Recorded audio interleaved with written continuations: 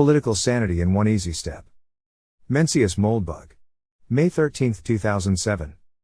Unqualified Reservations. Narrated by Skeptical Waves. Political Sanity in One Easy Step.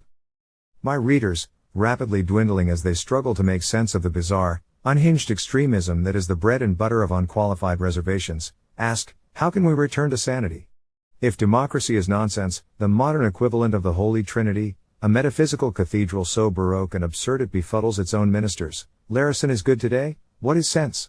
Is there any read at all, for us to cling to?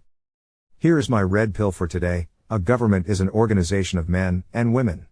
It is a group of individuals acting together to achieve a common purpose. Like any group or individual, its actions may be good or bad. Each of us has our own definition of good and evil. We can use that moral sense to judge the actions of governments, just as we judge any group or individual.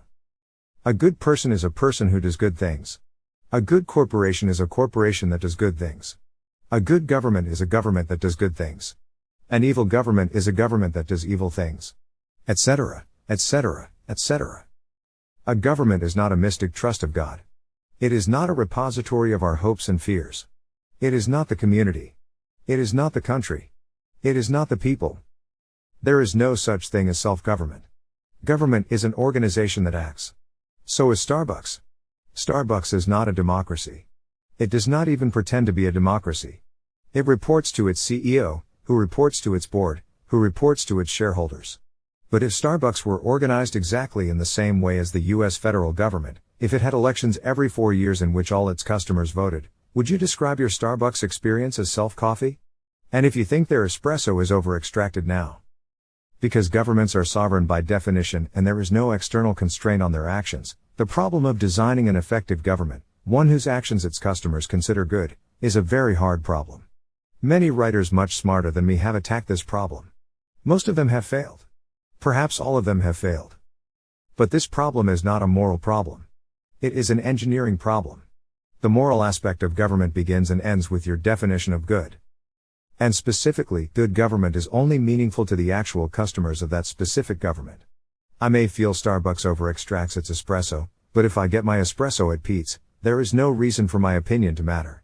Similarly, what San Franciscans consider good government is not relevant to the municipal administration of Kandahar.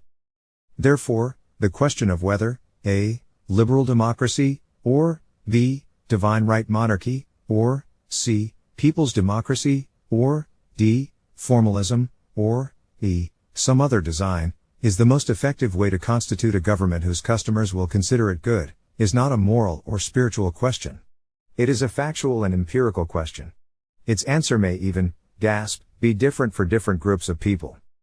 Moreover, when answering this question, we have to take into account the fact that liberal democracy is the design of government we live under. Of course we think the answer is, A. If we didn't think the answer was, A, the Fourth Republic would not survive for a millisecond. So it taught us to believe the answer is, A. But is the answer, A? Obviously, I don't think so.